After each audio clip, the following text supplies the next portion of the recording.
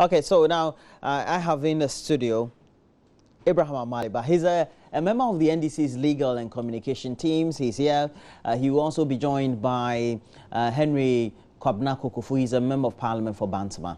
But he'll be in just in the next few minutes. But good morning. Good morning. How are you? Good You'll morning. be going to the court today. Looking From at here, I'll be proceeding to court. Yes. All right. Great. And now let's look at this very subject. We know it's an ongoing thing about terrorism attacks, etc. We'll be looking at it though.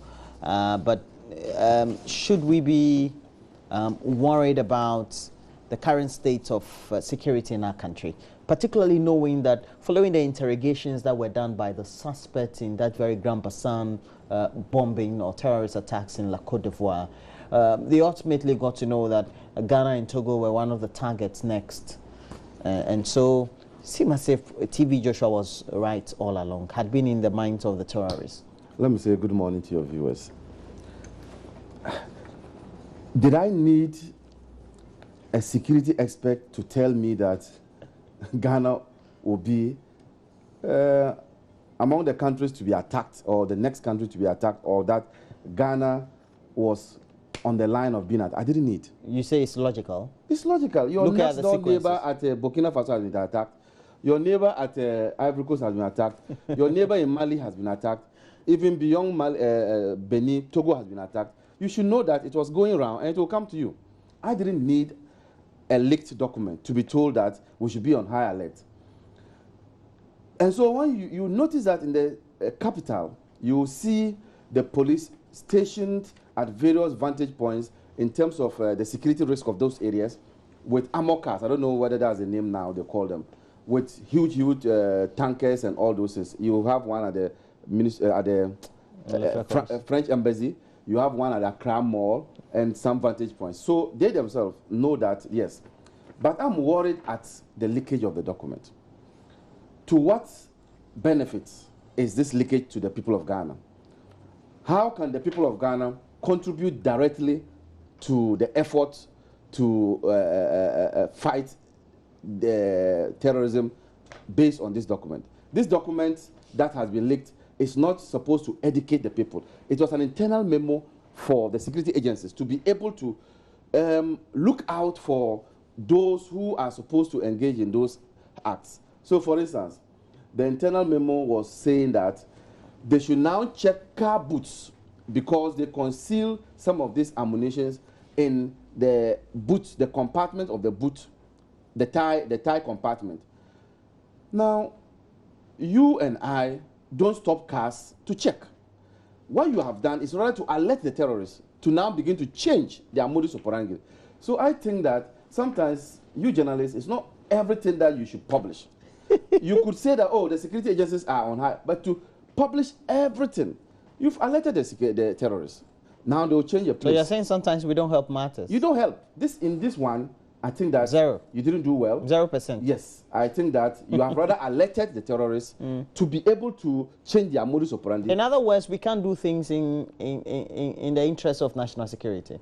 We should do things rather in the interest of national security. And you see, and you can also, this information that you saw, you could have edited it. What should you give out to the public and what should be left? So that what you give out to the public is to say that, oh, you have a document that says that the national security are preparing and they are on high alert. But the details as to where they put the ammunition should not be public consumption. Because you and I can never stop a car and want to look at it. This is for those who do that work. Now you've alerted the terrorists. They will change. It will take time. And you know, crime, those who commit crime are always a step ahead, if not two, of the security agencies. Because they know they're doing the wrong thing, yes. So they have to be. So now that this has been revealed, they will change their modus operandi. It will take like 4 or 5 months for the security agencies to also catch up. But what about that perspective that the public needs the information? They need the information. The public also needs that very information to be very much alert, just like the national security apparatus also need to be on alert. Yes, they need the information, the right to know, and we'll get to a point. I've seen what you have shown here that about this court case. Yes. But the right to know, but what should you know? You see, the right to know is it in the public interest to know, or it is just interesting for the public to know? There are two things. Is it in the public interest to know, or it is just interesting for the public to know? What do you think? It is for the public interest to know, but don't just put out information which is of interest to the public, entertainment value, because of its entertainment value. This one, tell me, this compartmenting, you and I, would we ever stop a car to tell the It's not our job. No, we won't. It's not. So, this one, you have to edit it as media men. Determine what you put out, which is for public consumption, and what is national security issues. And the court case even said that. The case that was won said that for national security reasons, some information will not go out.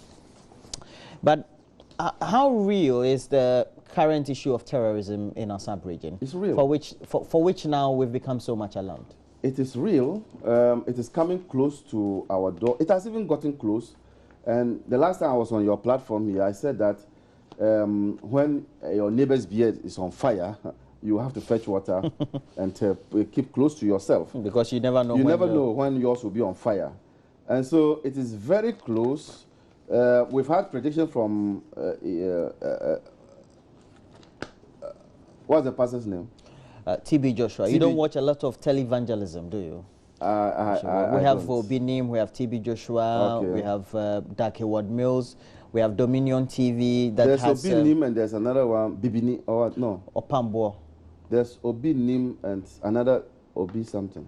We have Opambo, Obi Nim. Yeah. And we'll have Duncan Williams, and then we have Ajina Sari. They're the main, and then the one at Mensa Otabo, and then the one at Royal House Chapel, some Cranchak, they're the main ones in Accra, televangelists, top ones. Yes. So, indeed, because of the fact that we are now being confronted with the terrorist activities, pastors are also now beginning to predict. It's prophecy. Prophecy, okay. So they are beginning to, in prophecy you predict, isn't it? And it will come to pass or may not come to pass. They said Thursday and Friday. Today is Thursday. We are hoping that it will not come to pass. Friday it will not come to pass. But above all, it only goes to show that national security should be alert on all these matters. Let's not wish away their predictions. Let's ensure national security is highly on top. And I'm happy to hear that the national security, in collaboration with the Information Services Department, has begun some education on our borders, you know, to alert people of how to identify people with dubious character, people who are character or movement is questionable. This is the kind of information that should go out. For me, that type of information is allowed to go out. But the details of it that we saw, we should have restricted. We should have restricted ourselves. We have porous borders, and many of us have worked along those borders sometimes. We will travel to the communities, you lay ambush, and you see people just crossing without any checks, etc. Those are the things that we need to be careful about. Yeah, but luckily for us, our security agencies have been able to nip some of the activities in the bud. You know, in a flower border, they arrested, accosted some people with some ammunition. Salga, they were coming through the northern sector, the border there, they were able to accost them. But these are official routes where we have people stationed there. The unofficial routes, for me, is also an area that we should target, and that is why this education of the people living along those routes is key. Educate them so that they will be able to identify and quickly report. That, for me, is the way to go, and I think that they are doing well on this matter. If we look at the initial insurgency by, let's say, Boko Haram in northern Nigeria, the idea of trying to have the protection for many of the countries may have come late, didn't it? Because we thought that, well, the initial insurgency by Boko Haram was really stationed around Boko Haram, northern part of Nigeria, etc. And so did we have the cognizance to be on security alert very early enough? Luckily for me, I think that was during my sixth form days, I had followed the rise of Boko Haram. When Boko Haram started in Nigeria, people laughed them off. I used to listen to BBC very well. And those were that was over a decade and a half ago. Yes, and it was like they saw them as area boys who were disgruntled. I'm trying to recollect their leader. Something. Shakao. Not the one who was there before Shakao. Yes, I have a lawyer friend now. When we were both not your lawyers, we used to have fun about it. The name. They started as just some area boys.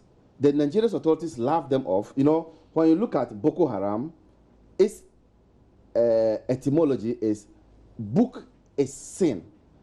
Western education is sin. Book, Boko, in Hausa, the book means Boko.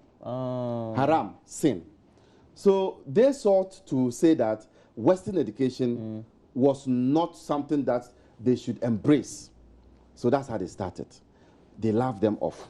My point is this. If you, as national security or as a state, if you find a group of people showing disgruntlement, you need to move in there, one, either to listen to them, or two, if you think that their activities are a hindrance to the growth of the country, you strike immediately. But the Nigerian government didn't do that. That was the time of Asani Abacha. They didn't do that. And these people grew in numbers. They were able to also convert some people to understand that. And fortunately, no, rather unfortunately, these persons who were saying that Western education is bad were speaking good English, were university graduates, and had acquired Western education, and were using that knowledge to rather convert people against Western education. So their target was to make the whole of Nigeria, to Islamize the whole of Nigeria. And so the lessons are there to be learned from Nigeria. The lessons are there that we need to invest in intelligence gathering as a nation. And I've always said, wherever I have a platform to talk about this intelligence thing, I say that these boys in the ghettos, when the people come, they associate with those people. It is not so difficult for national security to put these people on daily stipend as informants to them so that they could provide some critical, actionable evidence to the national security. Let's invest in intelligence gathering. And I'm saying that let's use those same boys at the ghetto. Get in every ghetto, because when the people come, they begin to mingle with them and even recruit them to be able to engage in their horrendous activity. Let's also use that same channel. I'm sure those boys in the ghettos, in the slums, will prefer working for government than working for, and it's all because of lack of jobs. So they are sitting there idling. Somebody comes and says, look, can you assist us? So it means that these terrorist groups could get into their minds. They get into their minds. So we rather also need to be quickly. The devil finds job for the idle minds. Anyway, we'll see how that goes. But we'll continue this very conversation as we're joined by Henry Kwabena Kokofu, Chairman too. He's a member of Parliament for Bantama, and we'll have him join us for the discussions we're about to have. So, and because of that, we'll take a break. When we come back, Henry Kwabena Kokofu, member of Parliament for Bantama, will be joining us.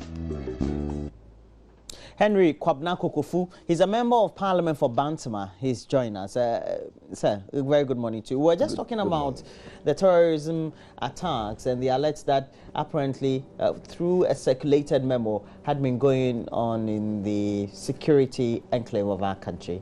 And so the various security structures had been given that very leaked memo and given us insight as published by the media, of which, of course, your colleague here disagrees should not have been fully published by the media, as to what the intention was. After Côte d'Ivoire, following the attacks in Burkina Faso, elsewhere, etc., Ghana, Togo would have been next. Yeah, quick one. Greetings to Nana Danko Akufo-Addo. Yesterday we met with him. Yes, security alert is one of a reality. We've played ostrich for quite a long time. We've always pretended that we are the only sons of God, the only nation of God, but it is not the case so much. Yes, of course, we may be peace-loving and all that, but the motives and the What goes into the selection of nations for these attacks, nobody really knows. The modus operandi of these terrorist grouping, I mean, scatters all around. Sometimes it beats your own imagination as to what really there is. They themselves know.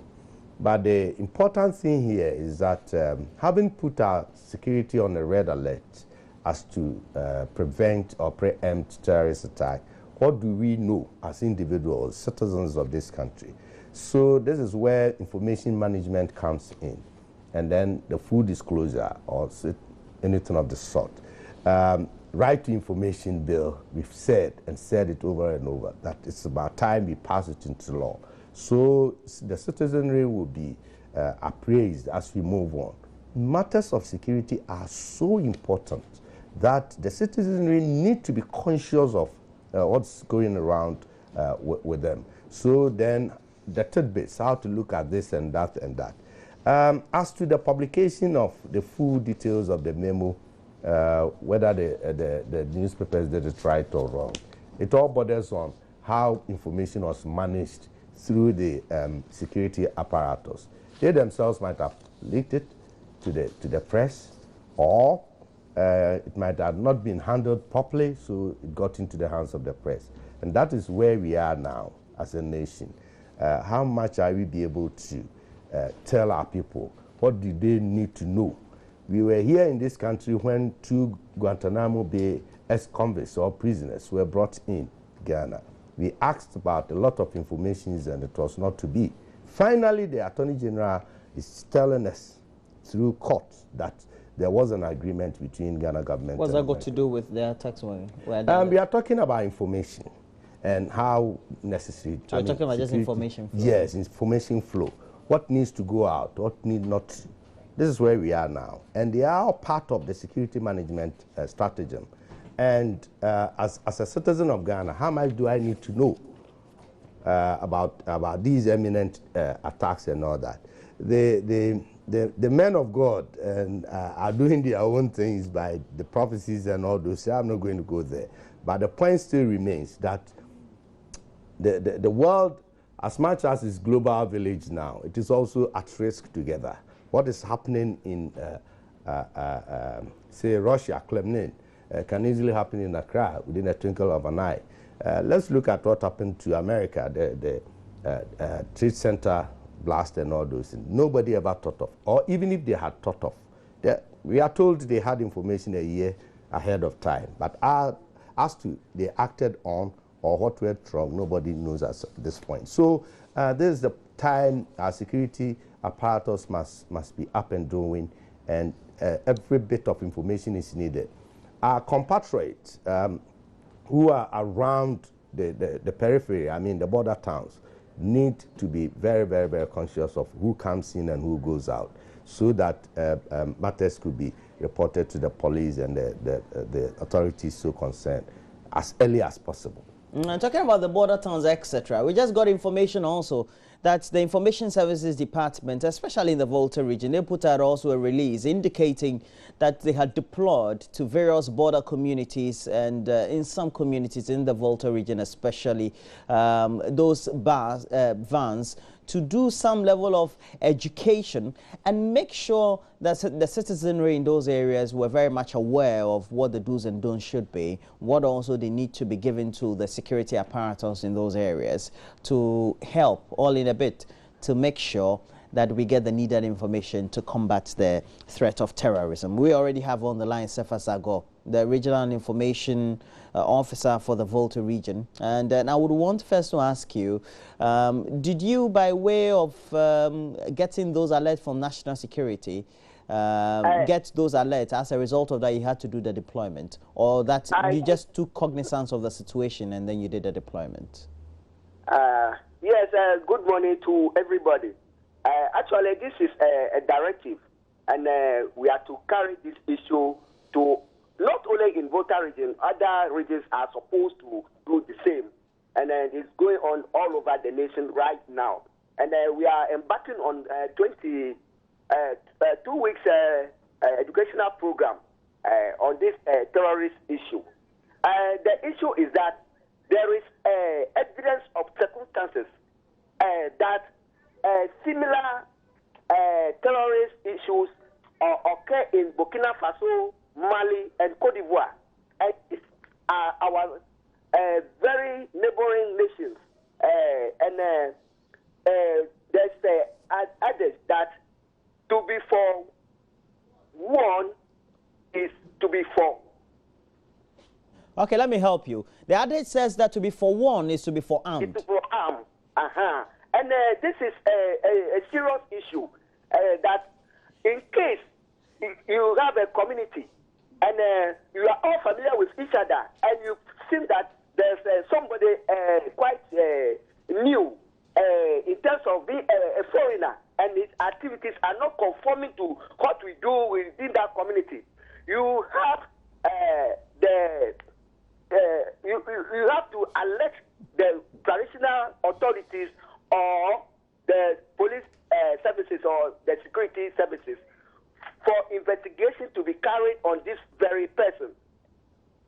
Now, we know that the Volta region is very much home to many of the border towns. Now, especially when we have borders that link to the sub-regional countries of Togo, Benin, semi-border close to Nigeria, etc. How do you do that level of education, knowing that there are all sorts of people who come in indiscriminately and through those border posts that really are not armed or manned? Yeah, we've been to almost all the border towns. We deploy 5 information vans with the crew, properly equipped with this knowledge, and to explain to them some of the characteristics of terrorists. As I've mentioned already, some may not be so much conform to what we do within the community. And if you are in a community and you realize somebody come out with a group of people trying to give them some tuition, which is not in line with what we do, you have to report this thing immediately for our own safety. All right. Thank you very much. Cephas Ago. What's the meaning of your name, literally? Ago. Ago, that's Borassus flabellica. Yeah, Borassus flabellica. I don't know if you know the palm tree at the desert, which is so hard to break. All right. Did you migrate from Dubai or someplace like that? Well, that's all right. No. Cephas Ago is the Regional Officer of the Information Services Department, Volta Region. We say thank you very much for giving us that very information. But it means everybody's alert there. Now, let's move on to the subject of Smarties. And apparently, we had the Vice President of Imani Ghana leading a team, Kofi Bentil, and securing a ruling from the High Court in Accra, indicating that government needs to make public, I'm sure government through the Attorney General, the contract of the Smarties production with the MMT through the Ministry of Transport. And we're told it constitutes a right to information. And also, the whole subject borders on the right to getting information from public institutions and public structures, etc. We're told is a milestone. I have to start with you, Abraham Amaliba. It's a milestone in making sure that we brought in the frontiers of free speech and access to information. Is that it? I think so. I agree.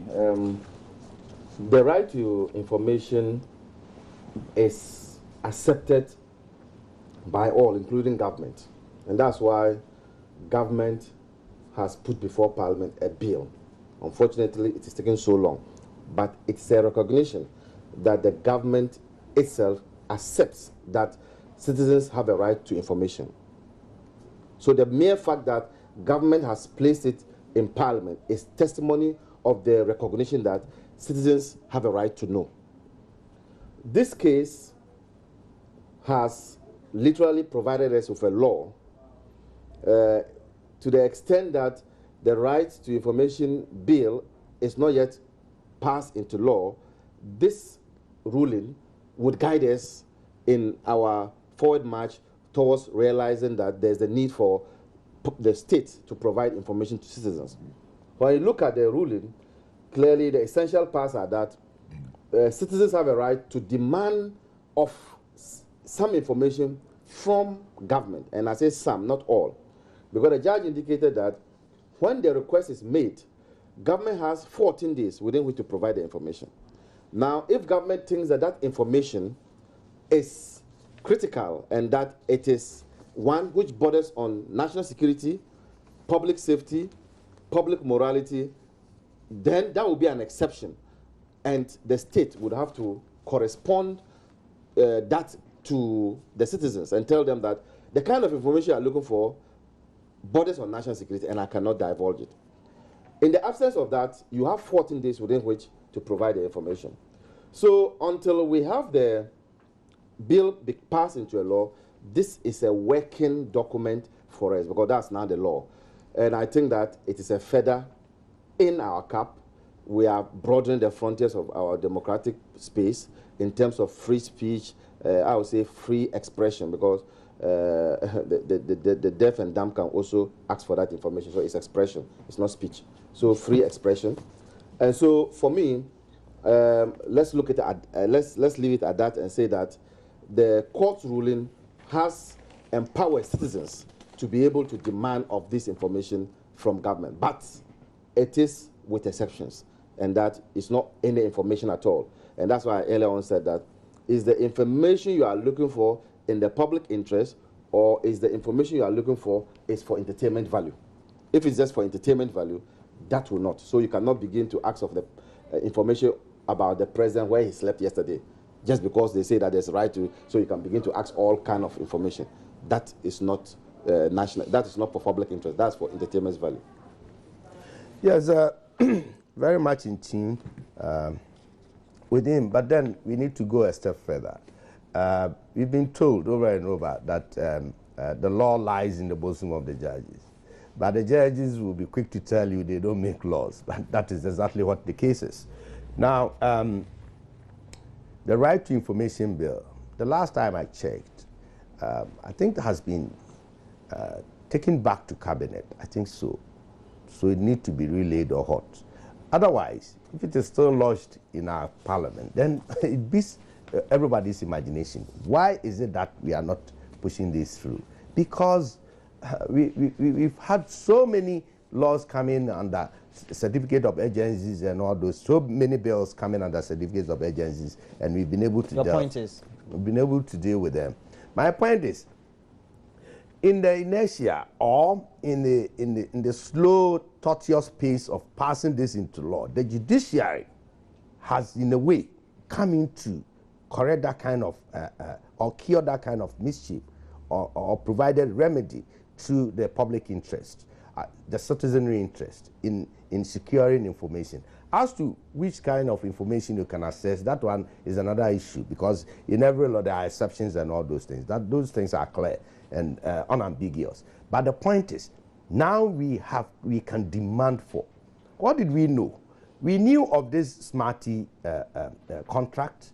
The minority leader brought it up in Parliament, and we wanted to scrutinize that kind of contract. Nobody will budge. Then, out of the blue, the Chief of Staff asks for investigation by the AG. The AG comes with recommendations and all those things. So one would have thought that accompanying the recommendations and the findings of that committee would have come with the contract terms and all those things. It didn't. And we asked for, people asked for. It was still shelved. Well, we've passed that now. We've gone through a court process. And as a result of that, it's supposed to be made less. Yeah, so Citizen Ghana, this group went to court, and thanks to God, the court have stepped in. But what does it mean? That when would they get access to the contract or the aspects that are supposed to be made public to them? What would be the procedure then? No, the court ordered that the information, the entire contract should be made available to the lawyers of the citizen group. Good. Okay. So that is important. That will be to the public. Yeah. So yes, we thank God for opening up this. But for futuristically, what does it mean? That in the future, you can just go to the courts and then the court will grant you the permit. If the court so deems it fit. Yeah. Well, what I say is, in future you can request for, but you need to know the parameters. I mean, which way is it of public interest? And what is it, the relevance of it? Okay. You can ask for, and if you ask for and it's not forthcoming, then you can always resort to the court. The court is the last resort. Yeah. If you go there, you ask and you are given. What's the need going? Well, you can get access, Mr. Maliba, but sometimes you look at the laborious nature. The time it took for Citizen Ghana to get this, I think almost over a month or two. That's long enough for things to happen. Oh no, but the court process is inherently slow. You file a case, it takes time for you to serve on the person, then all these things would result to the delay. But I'm even gratified that it didn't take so long to come to a conclusion in terms of my knowledge of the legal system. It should have been much longer when you look at other cases. Right. I think that what the court did was to say that yes, citizens have a right to know, but there are some responsibilities imposed on citizens. For instance, if you want the information, you bear the cost. You know, the photocopying, the typing of the information, all those things, you would bear the cost. So if you are a citizen and you're going in for information, have by the back of your mind that you have to pay some money to be able to access the information, not free of charge. The court said that. Then also, I disagree. Probably I can understand. He's not a lawyer. But He's a lawyer. Oh, sorry. Okay. But then judges make law. There's what is called judge-made law. That's the point I wanted to make. Judges make law. So in this regard, we don't have a legislative instrument coming from them. But now the law is that you can ask for information from government. And that's what exactly I said. No, you said judges will tell you they don't make law. Judges make law. That's what it's called judge-made law. You see, that is what is called judicial precedent. So this is now a precedent. Any other person who goes to court now, this case will be the case as the reference. Perfectly so. But you see, you know that judge will tell you, the judges will tell you, I'm not making law. But in effect, they make laws. That is what I said. Yes. The law lies in the bosom of the judge. Yeah, you said it, that in practice they do. In practice, that is and it. We know there are precedents, and following those very precedents, they become reference judicial decisions. And I know very well of that. Okay. Yes, I'm a counsel, I'm a lawyer. Okay, it's okay. Let's end it. I don't know. Ghana is in crisis. Nana Addo Dankwa Akufo-Addo, who is the flag bearer of the New Patriotic Party, said Ghana, as it stands today, is a nation in deep crisis.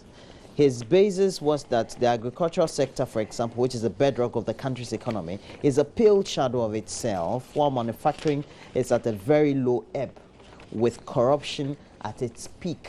I mean, just to dramatize for you. So if the graph the graph would have been like this, you know, corruption will be up. That is if we were dramatizing, for example. But he was saying this at a launch of the party's fundraising campaign. It's all in a bid to generate enough resources for the party's campaign for November 7. And we know that the New Patriotic Party launched what they call Donate for Change campaign. They want to solicit funds through all type of means. You can download them for Nana app, and then also you can SMS, you can also donate physically, etc. And that's quite innovative. I have to ask you, Yes, perfectly so. Except that there have been precedent anyway, but the level of technology might have changed. Yes, we are back to the 1999, 2000, run up to 2000 elections. In opposition then, we were very much cash strapped, just as today. So individuals, group of people were asked to. And that time we dubbed it Yibima Kituebiensa. Just give out something that any little thing is good enough. Yes, so people came out enthusiastically to do. At that time it was physically handed out and all that. You reach out to people physically.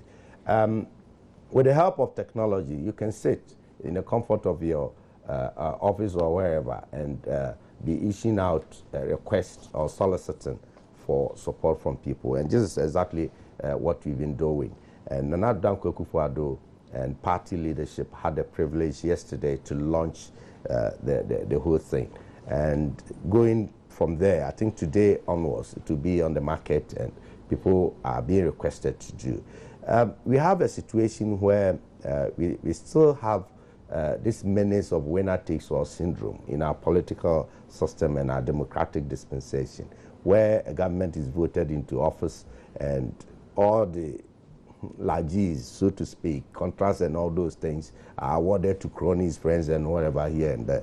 I remember my leader in Parliament, Honorable Babin, 2013 said government for friends and families, whatever, appointments. The point is? The point is, we do so by encouraging, enriching, and empowering section of people we think they are with us, nepotism and favoritism. That is our system. And we do so to impoverish those we think they are our opponents and all that. So you think you've been impoverished by government in power? Well, but now all Ghanaians in general have been impoverished. So we are part of Ghanaians, and so we are also... That's why they appeal. That's why they appeal. So we think NPP, Nana Addo Dankwa Akufo-Addo, it's all about you. It's all about me. If it is all about us, it's about Ghana, then it is incumbent on all of us to contribute the widow's mite to whatever we might need. In government, the incumbency advantages and all those things come to play. You go to the district level and DCs with their vehicles and all those logistics available to their disposal are given out to party machinery to work with. We will not have that kind of, but that notwithstanding, we will do our best. We will do the lead working, we will do the talking, we will reach out to the people, to the huts, the homes, the offices, the workshops, and we will need to do all these with logistics. So that's what we are appealing to Ghanaians. So, and I think Nana Addo Dankwa Akufo-Addo was right on top when he reminded Ghanaians of the failing of the Ghanaian economy, which has affected agriculture. Of course, agriculture, which was growing around 4-point-something%. We'll come and talk about all the things now, that he said. yes, But so, that's quite innovative. Yeah. Somebody will say that because you're a party in government, you seem to be very comfortable. So we are not comfortable either. The MPP is getting ahead of you. No, we are not comfortable either. The information I have from party sources is that we also need to do a similar thing. It's not as if... It's not peculiar too. It's not as if because you are in government, then you have all the resources. The resources are meant for the population and not just for the NDC. So you cannot dip your hands into the national coffers to begin to finance your own political party. So if we need to also do that, we'll do that. It's important that the ordinary people also contribute to our war chest.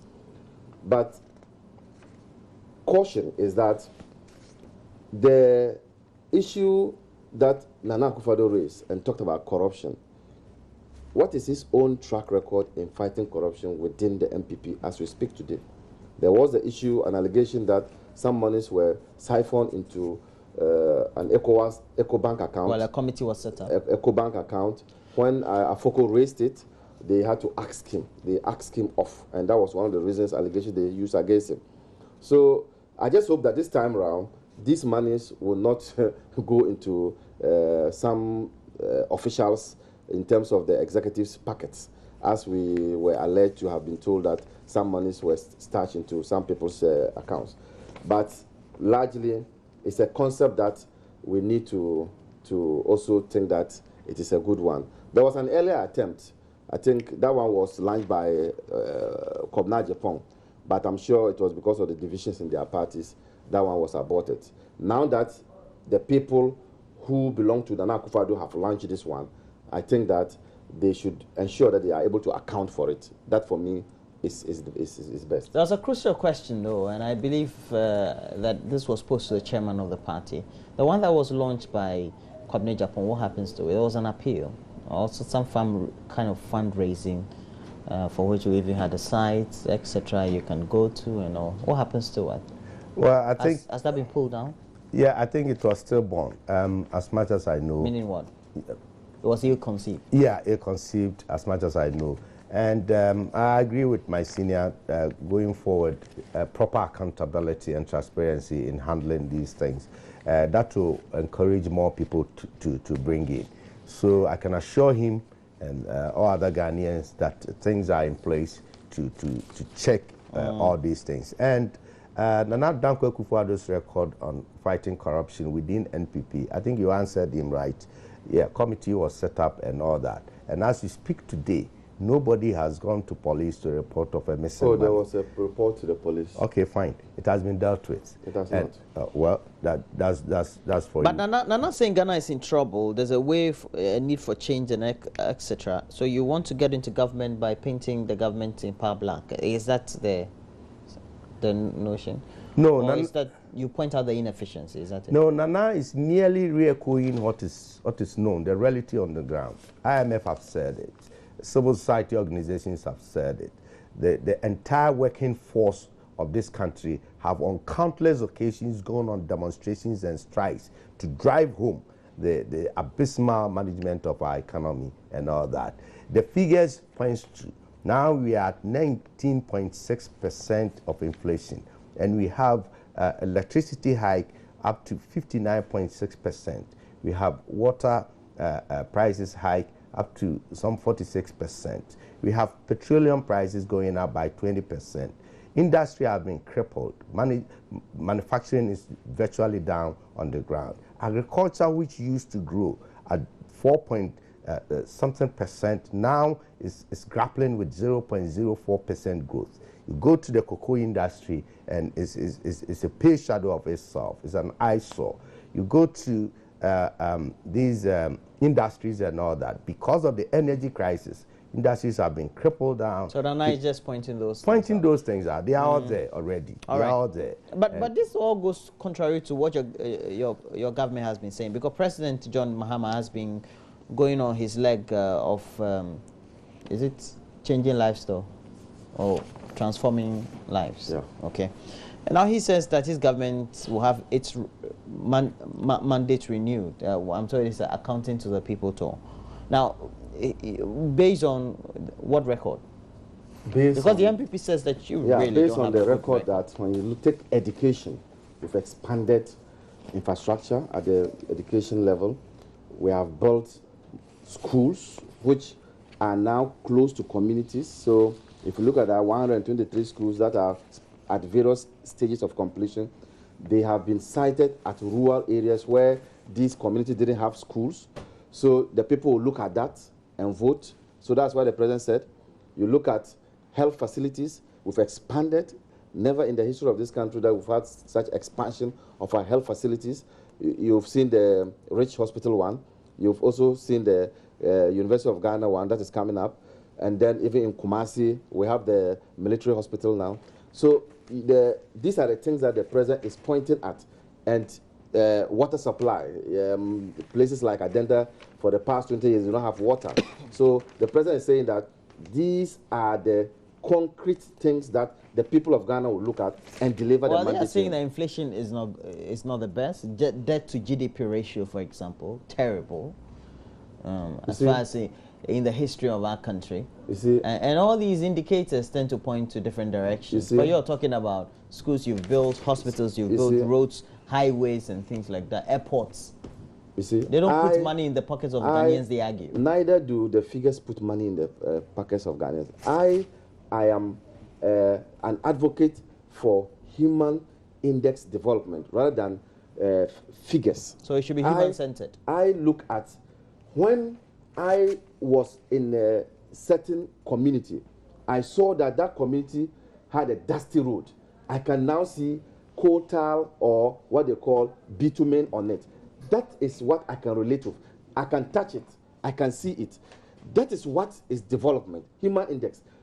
Your upgrading of the development of the human being. That for me is key. Now he talks about the fact that energy crisis, we have resolved the energy crisis. But the tariffs are high. It is cheaper now than when people were using diesel and generators. Even with the increment, it's cheaper now than if people were using, during the Dumso, people were using generators.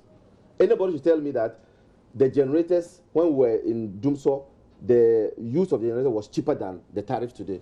Why? This is about the fact that we have moved to thermal.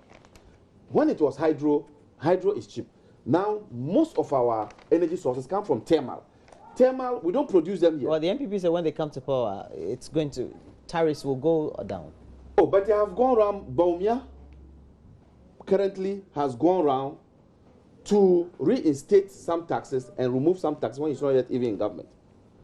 These are people who said that we had introduced VAT. What is their history about VAT? They sent people to the street, they were killed. What's their history about? When they came, they increased the threshold of VAT. One would have thought that if they come, they will scrap VAT because they were against VAT. But when they came, they increased VAT. So their history does not tell us that there are people who will come and begin to change the tax regime. Well, we know that the subject of the economy will the thrust of the messages during this very campaign. And so please make sure that when the limited registration exercise announcement is made by the Electoral Commission, you're out there making sure that you are registering if you haven't registered before, checking your name when the register is displayed, etc. And Henry Kwabna-Kukufu has been my guest. I know you have to. You were going on another platform. Yeah, you wanted to reply. Little thing. Well, okay, I'll give you a minute. I just want us to remind ourselves about 2008 when the then vice president candidate, now President Mahama, stated categorically and clearly so that any government which prides itself with infrastructure, building schools, roads here and there. You were building KVIPs. Is an act of mediocrity. Because you were building KVIPs. It is an act of mediocrity. And let us remind ourselves, the airport expansion project there is not for government. Let it get it right. It is not through government borrowing. Which one? The airport expansion. Kutoka. Yes. It's what? It is for the aviation service. I mean, aviation is not part of government. No, it's a state institution. It is different from government. Aviation is then they took their own loan. They took their own loan. Just like the way GNPC took their own. Yes, and then you go to Legon. the hospital they are building in Legon. Who facilitated it? It is not part of government borrowing. Who facilitated now, it? Now, as we sit here and speaking, MPP our debt portfolio is 114 billion Ghana cedis. You took over 9.5 billion. Now you've reached 114 billion. And this is all that you can show. We can show the green books, those things in the green book, I can assure you, many of them are sharp. Henry go to Jita is a member of parliament for Bantama. And from here, you can just ride at Circle. He will recognize Circle. He has to be on another platform. He will recognize Circle. And then also, we have had in the studio Abraham Amali, a member of the NDC's legal and communication teams. Thanks for joining me. He's going to court this morning. I wish you all the best this morning. Okay, thank you very much. We're taking a break when we come back. Gladys already will be here with entertainment. Just stay on.